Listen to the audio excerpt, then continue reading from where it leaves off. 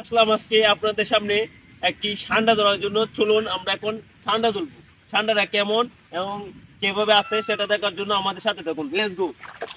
চলছি আমরা সান্ডা ধরার জন্য। সান্ডাটা অনেক বড়, দেখা যাক এটাকে কেমনে ধরা যায়।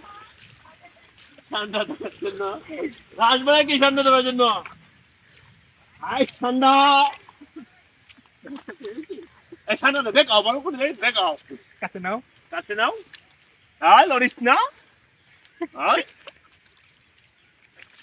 হাই ঠান্ডা লরিস না রে। কেমন উদ্ধার করা যাবো? এটা তো অনেক বড় ঠান্ডা, আমরা তো পারতেছি না। প্রায় অনেকদিন যাবত মনে হয় আজকে আছে, আমরা এটা উদ্ধার করার জন্য আসলাম।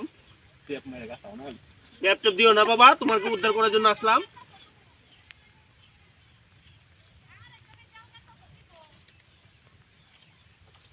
ঠান্ডা উদ্ধার করার জন্য আমি, আশিক আর হচ্ছে গা এই, আসলে এটা উদ্ধার করার জন্য আমাদের প্ল্যান ছিল।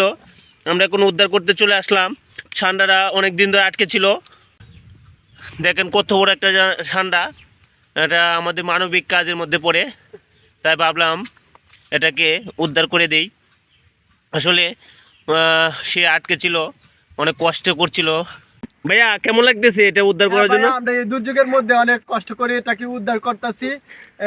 তো অনেক চেষ্টা করতেছি, তো উদ্ধার করার জন্য ইনশাল্লাহ চেষ্টা করতেছি, সফল হবই ইনশাল্লাহ। এটা আমাদের উদ্ধার করা আমাদের মানবিক দায়িত্ব, কারণ ওই লোক এটা খুব কষ্টে আছে। আর যে পরিমাণ জাল আটকে আছে এটা উদ্ধার করা খুবই মুশকিল। আমরা এখন চেষ্টা করতেছি এটাকে। চলো এটা নিয়ে যাই রাস্তায়।